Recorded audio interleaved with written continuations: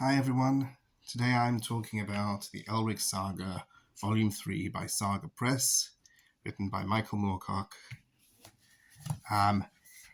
In my video with Volume 1 and 2, I go into a lot of detail about who Elric is and what the Eternal Champion is. I don't want to repeat myself in this video, so if you want to know more about Elric and the Eternal Champion, then go look at my video on Volumes 1 and 2. As you can see, it very much matches the same style as the Volume 1 and 2. The nice dust jacket with some artwork. It has what appears to be Elric and another albino on the cover, but if you look closely, you'll see that Elric appears to be wearing a Nazi SS uniform. And then once you read this, you might figure that this might not be Elric at all, but this is another character called Ulrich von Beck, who is another avatar of the Eternal Champion, but I will go into more detail about that soon. So, under the dust jacket, this time we have a completely white hardcover, which doesn't quite match the previous two volumes.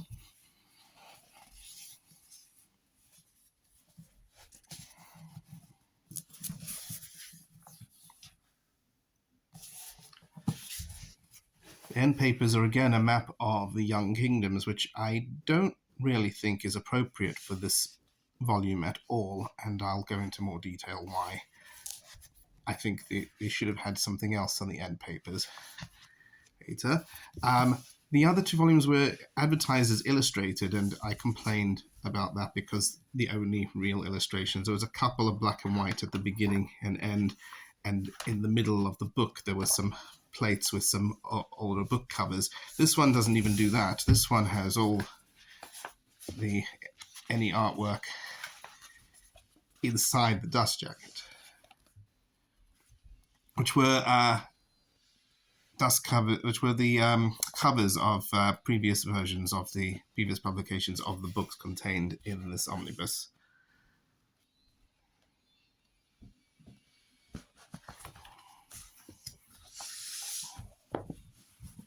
You can see it's quite a big book. That's because it contains 3 full novels, unlike the other 2 volumes, which contain mostly novellas and short stories made up into fix-up novels.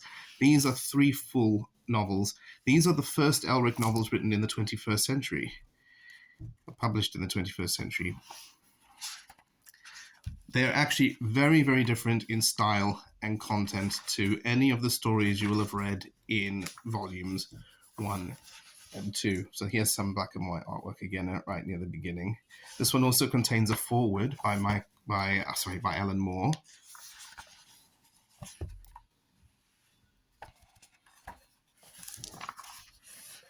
There's another black and white one right at the end, somewhere near the end.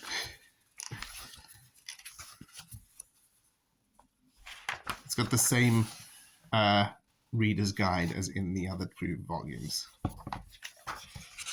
There you go. So this contains 3 novels. The Dreamthief's Daughter, The Skrayling Tree, and The White Wolf's Son. It has been a very long time since I have read them. My memories of them are not 100% clear. I was thinking of rereading it before doing this video, but I'm reading so many things at the moment, and I thought, you know what, by the time I get to it, it'll be so late that either this won't be on sale anymore or everyone will have read it already, so I thought I'll do the video now and just do what I can remember. I want to keep spoilers to a minimum anyway, but there will be some. There'll be some spoilers for the previous 2 Elric volumes from Saga Press, and also from some other Eternal Champions, but I will try keep them to a minimum. So my first thing about these 3 novels is that they've always been advertised as a part of the Elric Saga, but I don't really consider them to be part of the Elric Saga fully. Elric is in them. Elric is a main character in them. He is a very important part of them. But they are more an Elric spin-off.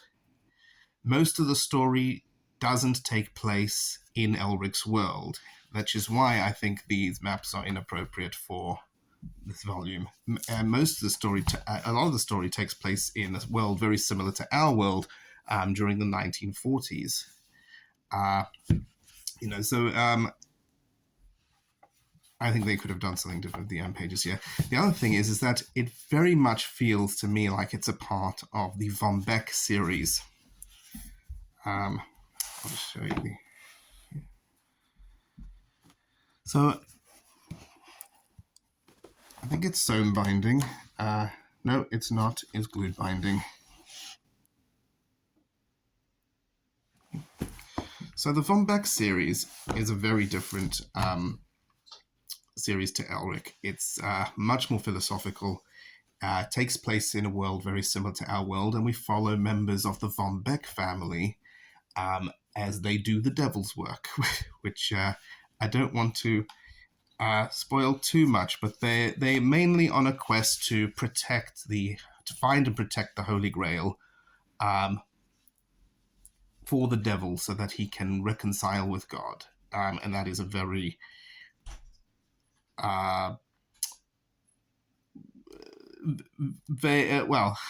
it's a very vague, trying to keep it details to a minimum as possible.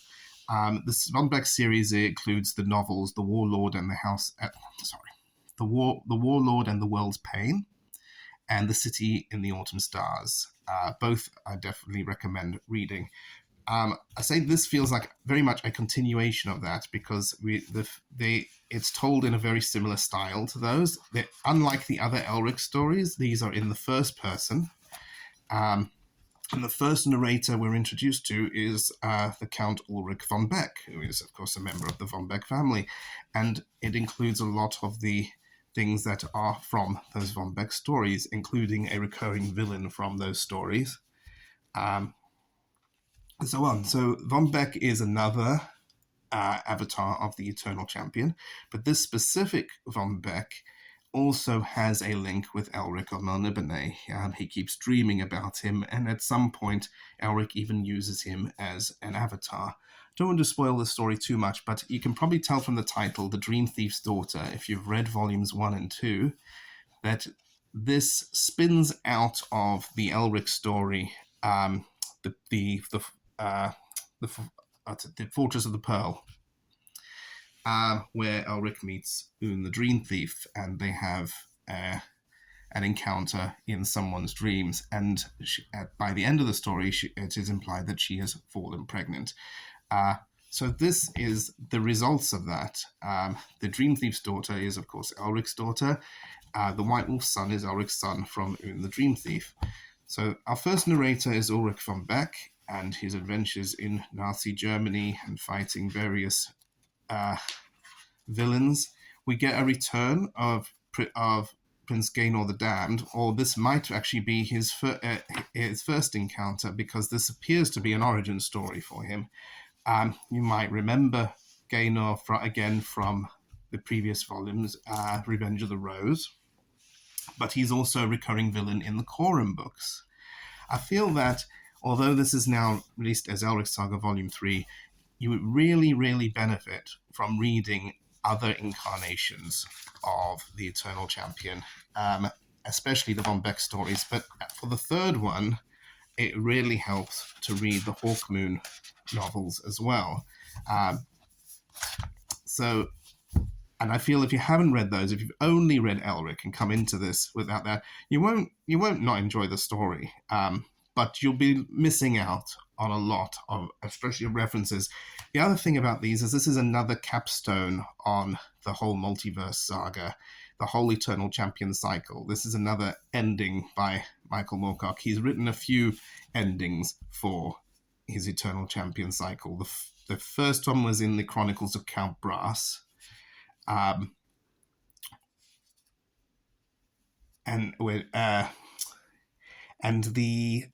There's others as well. There's the Second Ether trilogy is another one. Michael Moorcock's Multiverse, which is a comic book, works as another one as well.